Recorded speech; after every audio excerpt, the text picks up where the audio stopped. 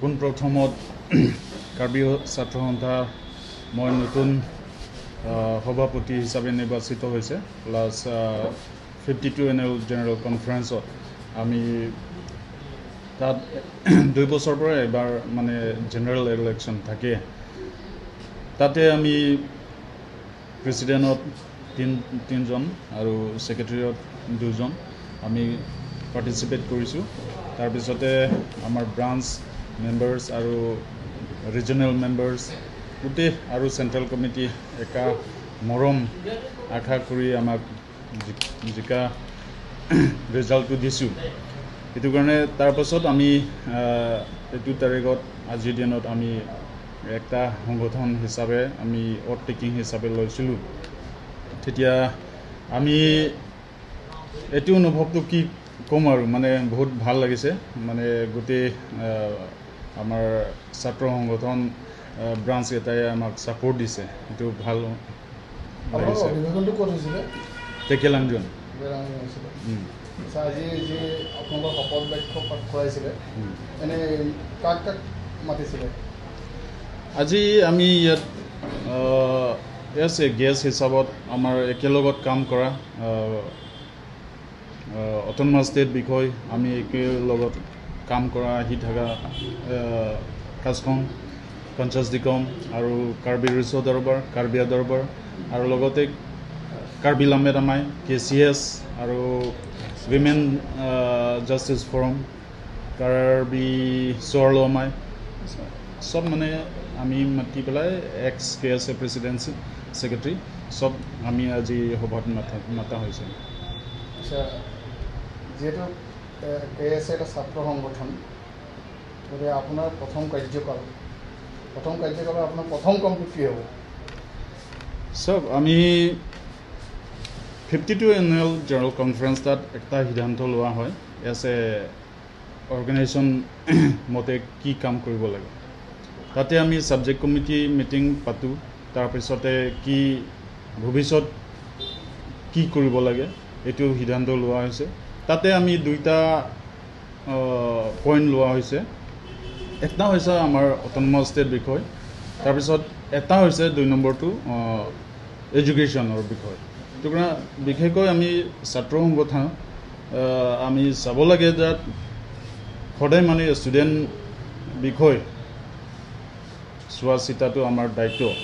ক'ত স্কুল বেয়া হৈছে ক'ত স্কুল টিচাৰ যোৱা নাই তাতে আমি সদায় মানে চেক এণ্ড বেলেঞ্চ এইটো আমাৰ দায়িত্ব তো কাৰণে তাৰ পাছতো আমি এবিলাক চোৱা চিতাৰ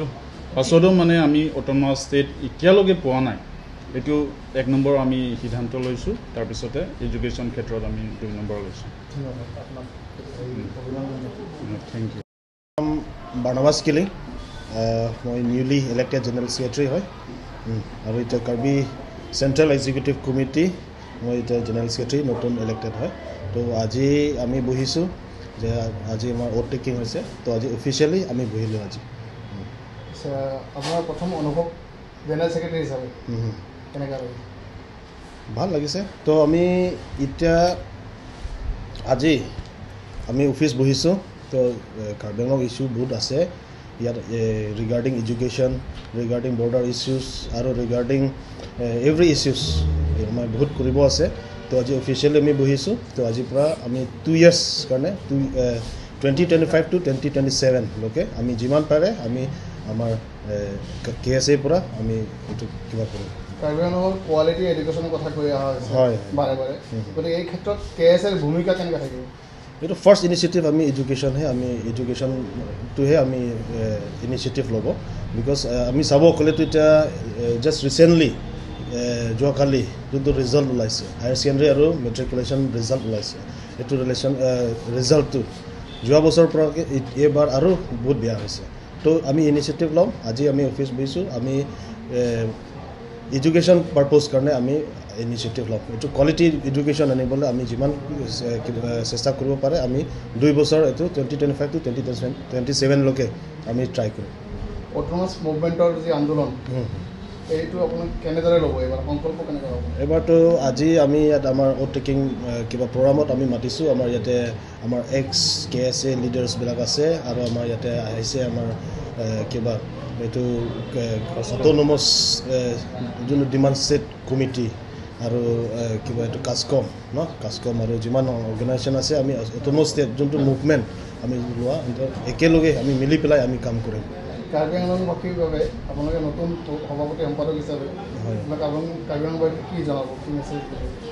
মেছেজটো এইটোৱে আমাৰ ইছ্যু বহুত আছে আমাৰ মেইন প্ৰব্লেমটো আমি যোনটো আমি KSA হয় এইটো KSAটো আমি এডুকেশ্যন মেইন ফ'কাছ কৰিব লাগে এইটো আমি KSA লগত আপোনালোকে মানে ৰাইজৰ যিমান আছে আমাৰ লগত যোগাযোগ কৰিব লাগে আমাক ছাপৰ্ট কৰিব লাগে আমাক ব্লেছিংছ দিব লাগে মানে আৰু আমি আজি বহিছোঁ 2 ইয়াৰ্ছলৈকে আমি বহিম তো আমাক ছাপৰ্ট লাগিব ৰাইজৰ ছাপৰ্ট লাগিব আৰু ৰাইজৰ ব্লেছিংছটো লাগিব ৰিচেণ্ট মাৰ্কেটত ডিফু মাৰ্কেটত